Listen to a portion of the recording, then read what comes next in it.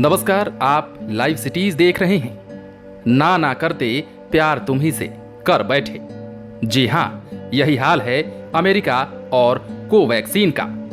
America ने पहले अपने यहाँ कोवैक्सीन के इस्तेमाल की अनुमति नहीं दी, लेकिन अब ये भी मान लिया कि इसके जैसा कोई नहीं।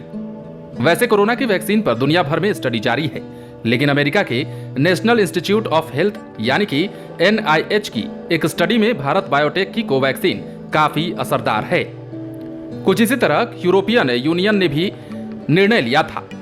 उन्होंने कोविशील्ड वैक्सीन लेने वालों के आने पर रोक लगा दी थी, लेकिन भारत की चेतावनी के बाद उसे पीछे हटना पड़ा। कोरोना की अल्फा डेल्टा दोनों वेरिएंट पर असरदार। NIH का कहना है कि कोवैक्सीन कोविड-19 के अल्फा और डेल्टा दोनों वेरिएंट को प्रभावी रूप से बेअसर करता है। कोवैक्सीन लगवाने वाले लोगों के ब्लड सीरम पर हुई 2 स्टडीज से पता चलता है कि वैक्सीन से बनने वाली एंटीबॉडी के अल्फा और डेल्टा वेरिएंट को प्रभावी ढंग से बेअसर करता है। भारत बायोटेक की वैक्सीन ICMR के सहयोग से बनी है।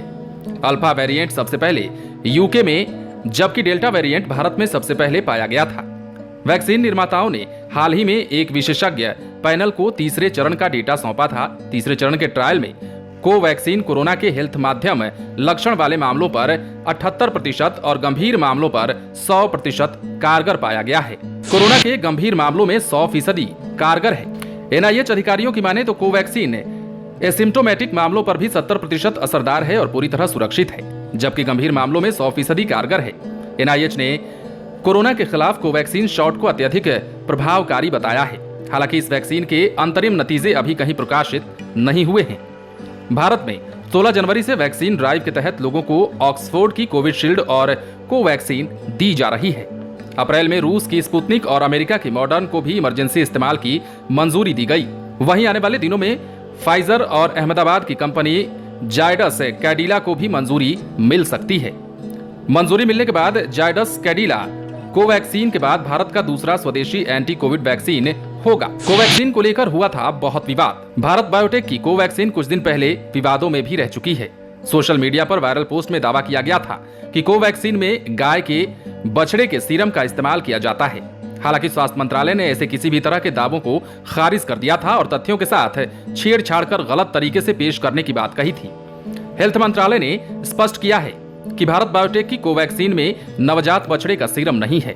कंपनी ने यह भी कहा है कि सीरम का उपयोग वैक्सीन बनाने की प्रक्रिया में किया जाता है, लेकिन पूरी तरह तैयार हो जाने के बाद यह सीरम वैक्सीन में नहीं रह जाता है। नवजात बछड़े के सीरम का इस्तेमाल केवल वेरो कोशिकाओं को तैयार करने और इन्हें बढ़ाने के लिए किया जाता है। गो जातीय और अन्य जानवरों के सीरम मानक संवर्धन घटक हैं और इनका इस्तेमाल वेरो सेल के विकास के लिए विश्व स्तर पर किया जाता है। वेरो कोशिकाओं का इस्तेमाल कोशिकाओं को जीवित करने में किया जाता है, जो वैक्सीन के उत्पादन में मदद करते हैं। पोलियो, रेबीज और इन्फ्लुएंजा की वैक्सीन बनाने में इस तकनीक का इस्तेमाल दशकों से किया भी जा रहा है। बहरहाल, अब जबकि कोवैक्सीन का लोहा अमेरिका ने भी मान लिया है, तो आप समझ ही गए होंगे कि भारत में वो क्षमता है जो विश्व को किसी भी मामले में टक्कर दे सकता है। भारत ने 2 वैक्सीन बनाकर ये साबित भी कर दिया है। आप बने रहें लाइव सिटीज के साथ। यदि आपने इस चैनल को सब्सक्राइब नहीं किया है तो सब्सक्राइब कर लीजिए, ताकि हम आपको खबरों से अपडेट रख सकें।